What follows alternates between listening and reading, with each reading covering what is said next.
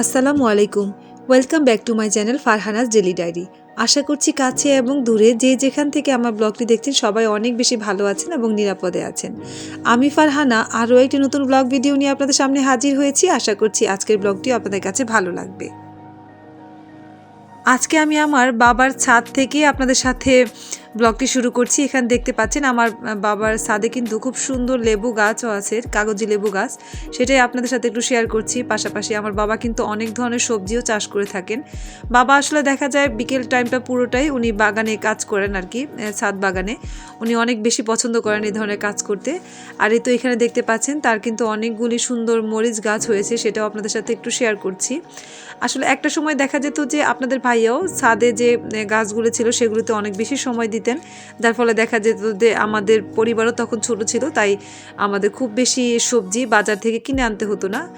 কিন্তু আলহামদুলিল্লাহ বলবো এখন যেহেতু আমাদের পরিবার বড় হয়েছে, ছেলে মেয়ে বড় হচ্ছে, তাই তখন দেখা যায় যে আমাদেরকে এখন বাজার থেকে যদিও কিনে আনতে হয় তারপরে আলহামদুলিল্লাহ অনেক কিছুই আমরা বাগান থেকে উৎপাদন করতে পারি আর কি। আর এখানে দেখতেই পাচ্ছেন আমার বাবার অনেক কষ্টের ফসল এগুলি। আমার বাবা এগুলি করতে যেমন পছন্দ করেন তেমনি তার কষ্ট হলেও তিনি হাসি মুখে এই কাজগুলি করে থাকেন। আর আপনাদের সাথে শেয়ার করব এই ভেবে রেকর্ডগুলি আমি বেশ কিছুদিন আগেই করে রেখেছিলাম। মাশাআল্লাহ দেখতে পাচ্ছেন আমার বাবার বাগানে কিন্তু তখন অনেক বেশি সুন্দর লেবুও ধরেছিল। আমার বাবা অবশ্য গাছে যে ধরনের লেবু টেবু হয় সব কিছু সবার সাথে শেয়ার করে খেতে বেশি পছন্দ করেন। উনি ওনার বন্ধুবান্ধব আত্মীয় স্বজন সবার সাথে এগুলি মানে দিয়ে খেয়ে থাকেন আর কি। আর ছোটোবেলা থেকে এটাই দেখে আসছি। আর এখানে কিন্তু পাশাপাশি বাবার বাগানে বেশ কিছু ফুলের গাছও ছিল, সেটাও আপনাদের সাথে শেয়ার করছি। আমি যখন ভিডিও রেকর্ড করেছিলাম তখন কিন্তু আমার বাবার বাগানে কিন্তু ড্রাগন ফলও ছিল, সেটাও আপনাদের সাথে একটু শেয়ার করছি। এছাড়া আমি মানে যখন ড্রাগন খুব বেশি ছিল তখন কিন্তু আমার সেভাবে করে রেকর্ড করা পড়েনি, কিন্তু অনেক সুন্দর মানে ড্রাগন হয়েছিল কিন্তু। আর এই তো এখানে দেখতে পাচ্ছেন আমি কিছু মরিচ তুলে নিচ্ছিলাম, আর দেখে এত ভালো লাগছিল। আর মরিচগুলো খেতেও কিন্তু ভীষণ ঝাল। আর এই তো দেখতে পাচ্ছেন এখানে আমি অনেকগুলি মরিচ কিন্তু তুলে নিয়ে এসেছি। আর এই তো এখানে দেখতে পাচ্ছেন আমার মা কিন্তু বিশাল আয়োজন করে বসেছেন। এখানে মুরগিগুলি সে ধুয়ে পরিষ্কার করে নিচ্ছেন। ওই দিন রাতে আমি, আমার ছোট বোন সিনফা সবাই মিলে কাজ করে নিচ্ছিলাম, আমার মা সহ আর কি। আর এই তো এখানে দেখতে পাচ্ছেন আমার মা কিন্তু কালা ভুনা রান্না করে নিয়েছিলেন, কারণ পরদিন দুপুরে আর কি সিনফার দাদুর বাড়ি নানুর বাড়ি সবার আমাদের বাবার বাসায় দাওয়াত ছিল। আর এখানে কিন্তু সবজি আমি সিদ্ধ করে নিচ্ছিলাম আর কি, মূলত চাইনিজ সবজি রান্না করব বলে। পাশাপাশি অন্য চুলাতে কিন্তু চিকেনগুলোকে ভেজে নিয়েছিলাম রোস্ট করবার জন্য। মূলত ওদিন রাতে যতটা কাজ এগিয়ে রাখা যায় সেই পরিমাণ আমরা কাজ করে নিয়েছিলাম। আর এই তো এখানে দেখতে পাচ্ছেন আমার ভাইয়ের বউ আর কি সিনফা, ও কিন্তু সেমাই রান্না করার জন্য প্রসেস করে নিচ্ছিল। এখানে লাচ্চা সেমাই রান্না করে নেওয়া হয়েছিল। আর সেমাইটা খেতে কিন্তু অনেক বেশি মজা হয়েছিল, যেহেতু দুধের পরিমাণটা অনেক বেশি ছিল তাই খেতেও কিন্তু অনেক টেস্টি ছিল।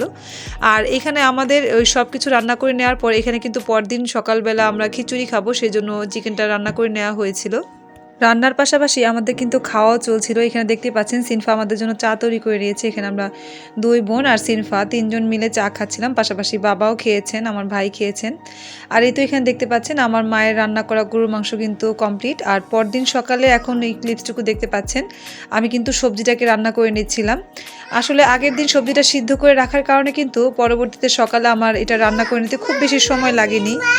আমি যখনই ভয়েস ওভার করতে যাই তখনই দেখা যায় আপনারা সাফার ভয়েসটা শুনতে পান। এর কারণ হচ্ছে ও সবসময় আমার সাথে থাকে। ওকে ঘুম পাড়িয়ে রেখে তারপর যে আমি রাতে ভয়েস ওভার করবো সেটা আমার হয়ে ওঠে না। তাই আপনারা আমার এই সময়টুকু বা আমার বাচ্চার এই শব্দটাকে ক্ষমা সুন্দর দৃষ্টিতে দেখবেন। আর এই তো আপনাদের সাথে কথা বলে বলে কিন্তু আমি আমার সবজিটা রান্না করতে বসিয়ে দিয়েছি। যেহেতু অনেকগুলি সবজি ছিল তাই আমি দুই ভাগে রান্না করব। আসলে চাইনিজ যে রান্নাটা সেটা কিন্তু খুব বেশি কঠিনও না, যদি সব কিছু আগে থেকে রেডি করে রাখা যায় তাহলে কিন্তু চাইনিজ রান্না করতে খুব একটা সময় লাগে না। আর এই তো এখানে দেখতেই পেলেন আমি আগে থেকে ভেজে রাখা কিছু চিকেন এখানে কিন্তু দিয়ে দিয়েছি। আমি এটা আগের দিন রাতেই ভেজে রেখেছিলাম, এতে করে এখন আমার দিয়ে দিতে সুবিধা হয়েছে। আর আমার হাতের এই সবজিটা আমার বাবা কিন্তু অনেক পছন্দ করে থাকেন, আর সেজন্যই কিন্তু উনি বলেছিলেন রান্না করবার জন্য। আলহামদুলিল্লাহ মোটামুটি খেতে কিন্তু খুব একটা খারাপ হয়নি। আর এই তো এখানে দেখতে পাচ্ছেন আমার কিন্তু সবজি রান্না করা কমপ্লিট হয়ে গেছে, যদিও বা ক্যামেরাতে খুব একটা ভালো আসছে না, সামনে কিন্তু অনেক বেশি ভালো লাগছিল। আর এই তো এখানে আমাদের সকালের জন্য আমার মা কিন্তু খিচুড়ি রান্না করে দিয়েছেন, পাশাপাশি আমাদের কি বলে এটাকে রোস্ট রান্না হয়ে গিয়েছিল। আর সব রান্না কমপ্লিট করার পর আমরা কিন্তু এখানে খেতে বসে গিয়েছিলাম। এখানে আমি আর আমার ভাই মিলে খেয়ে নিচ্ছিলাম। আসলে দেখা যায় যে অনুষ্ঠানের সময় অন্যান্য খাবারের পাশাপাশি সকালের নাস্তাটা কিন্তু অনেক ঝামেলাই হয়ে যায়। আর এই তো এখানে দেখতে পাচ্ছেন আমাদের মাওই আর কি সিনফার মা খুব সুন্দর করে আমাদের সবার জন্য কিন্তু দই বানিয়ে নিয়ে এসেছিলেন, সেটাই আপনাদের সাথে একটু শেয়ার করলাম। এরপরে আর তেমন করে ভিডিও রেকর্ড করা হয়নি, কারণ যেহেতু অনেক বেশি লোকজন ছিল, খুব বেশি ঝামেলা হওয়ার কারণে আমি আর সেভাবে করে রেকর্ড করতে পারিনি। আর এখন আপনারা যে ভিডিও ক্লিপসটা দেখতে পাচ্ছেন সেটা আমার অন্য একটা দিনের ভিডিও ক্লিপস। এটা আমার একটা অর্ডারের কেক ছিল, সেটা আপনাদের সাথে শেয়ার করব। এটা অবশ্য অনেক দিন আগেই আমার করা হয়েছিল এই কেকটা।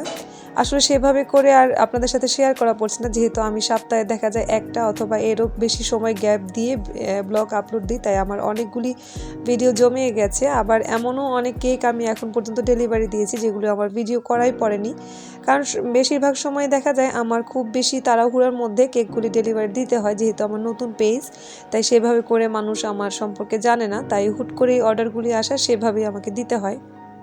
আর আমি যেহেতু নতুন, তাই খুব একটা চাই না যে অর্ডারগুলো ক্যান্সেল করতে। আমার কষ্ট হলেও আমি চেষ্টা করি কেকগুলি ডেলিভারি দেওয়ার জন্য।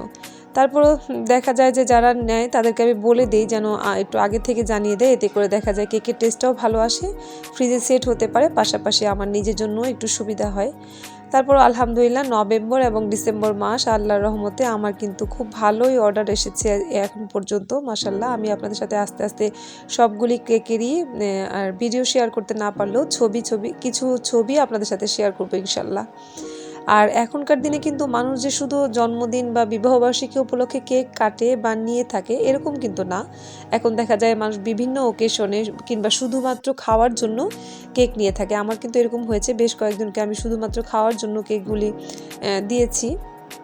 আর যে আমরা যেমন আগে কোথাও বেড়াতে গেলে দেখা যেত যে আমরা কি বলে এটাকে মিষ্টি বা অন্য কোনো খাবার নিয়ে যেতাম, কিন্তু এখন দেখা যায় মানুষ যেসব বাসাতে বাচ্চারা আছে তাদের জন্য একটু ভিন্নতা আনবার জন্য অনেকে কেক নিয়ে যেয়ে থাকেন। হ্যাঁ, এটা কিন্তু খুব ভালো একটা অপশন হয়ে থাকে, আপনারা চাইলে কিন্তু এরকম করতে পারেন। আর যারা আমার চ্যানেলটি এখনও পর্যন্ত সাবস্ক্রাইব করেনি তাদের কাছে আমার বিশেষ অনুরোধ থাকবে, প্লিজ আমার চ্যানেলটিকে সাবস্ক্রাইব করে নেবেন। আর যারা এরই মধ্যে আমার চ্যানেলটিকে সাবস্ক্রাইব করে নিয়েছেন তাদেরকে জানাচ্ছি অসংখ্য অসংখ্য ধন্যবাদ। আর আমার এই ব্লগগুলি যদি আপনাদের ভালো লেগে থাকে তাহলে প্লিজ একটা লাইক দিতে ভুলবেন না। আর যারা গাজীপুরের বা জয়দেবপুরের ভিতরে আছেন তারা চাইলে কিন্তু আমার পেজে কেকের অর্ডার করতে পারেন। আমার পেজের নাম হচ্ছে গোল্ডেন স্লাইস। আর এখনও পর্যন্ত আপনারা যারা আমার কেকগুলি ভালো লাগছে বা আমার ব্লগগুলি ভালো লাগছে তারা কিন্তু আমাকে কমেন্ট করে জানাতে পারেন। আপনারা কিন্তু কমেন্ট করলে আমার খুব বেশি ভালো লাগে নতুন এক একটা কন্টেন্ট ক্রিয়েট করতে। কথা বলতে বলতে আমি কিন্তু এখানে কেকের নিচেও একটা বর্ডার দিয়ে দিয়েছি। আর কেকের বর্ডার দিয়ে দিলে আমার মনে হয় কেকটা দেখতে আরও অনেক বেশি সুন্দর লাগে। আর এই তো এখানে দেখতে পাচ্ছেন কিছু সুগার বল আমি এখানে অ্যাড করে দিচ্ছি, এতে করে কেকের লুকটা কিন্তু চেঞ্জ হয়ে যায়। আর কেক তৈরি করার শেষে এই পার্টটুকু কিন্তু আমার খুবই ভালো লাগে, সুগার বলগুলো অ্যাড করলে কেকের লুকটাই অনেকটা চেঞ্জ হয়ে যায়। আর এখন যে ভিডিও ক্লিপসটা দেখতে পাচ্ছেন সেটা কিন্তু 16 ডিসেম্বরের ভিডিও ক্লিপস। আমরা সবাই মিলে ধান গবেষণা এবং কৃষি গবেষণায় 2 জায়গায় ঘুরতে গিয়েছিলাম। আর এত সুন্দর লাইটিং ছিল, বাচ্চাদের পাশাপাশি কিন্তু আমাদেরও অনেক বেশি ভালো লাগছিল। আসলে বহু বছর পর এইভাবে করে আমাদের ঘুরতে যাওয়া পড়েছে এরকম 16 ডিসেম্বরে। মূলত আগে একটা সময় ছিল সারা যখন ছোট ছিল তখন আমাদের খুব বেশি যাওয়া পড়তো, কিন্তু এখন কিন্তু সেভাবে করে যাওয়া হয় না। আর তো এখানে দেখতে পাচ্ছেন আপনার ভাইয়া কিন্তু অনেক সুন্দর করে ভিডিও করছিল, সেটাও আপনাদের সাথে একটু শেয়ার করলাম। আসলে এখানে যাওয়ার পর কিন্তু আমরা বড়রাও অনেক বেশি আনন্দ পাচ্ছিলাম, যেহেতু